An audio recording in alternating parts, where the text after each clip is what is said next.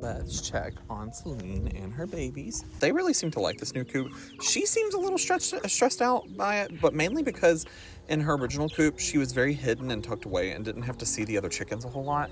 But now, because she's in here, Gima, every time he sees her, runs over as fast as he can to try and bow chicka wow wow with her because he misses her, because he used to have the biggest crush on her, like he does every hen that he comes across, and some roosters. But anyways, every time he does, she puffs up at him, tries to fight him, even though he would be down here on the ground.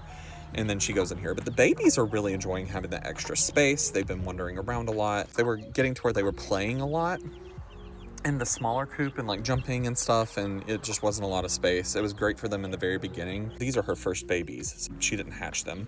I went and bought them from Tractor Supply and then put them under her, and she took to them very, very well, as you can see.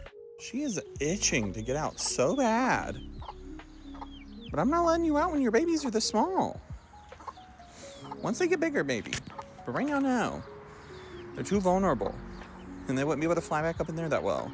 Game hens, like your traditional fighting chickens, which I'm not for fighting chickens, please do not mistake that, but I do have a game hen here at Celine. I've been told my whole life that game chickens or game hens are like the best moms out there, the best mom chickens you can have.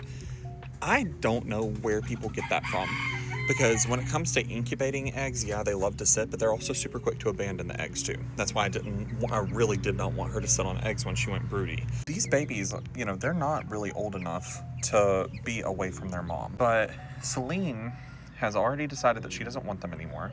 She did not teach them how to tell what is food and what's not food, which is one of the big roles that a mom is supposed to teach their babies.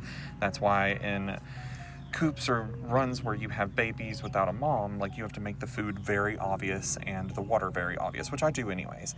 But they were relying on their mom so much that they were just eating whatever she decided to eat, but she wasn't teaching them with her clucks or with her calls or anything like that what is food and what's not food. So I caught them literally eating the shavings, which is why I swapped to shredded paper, because I was hoping it would be more obvious. It did not work. They also started eating that too. And you can tell these two haven't been feeling too well. She's been scratching the paper that's out here that's been wet from the rain into here.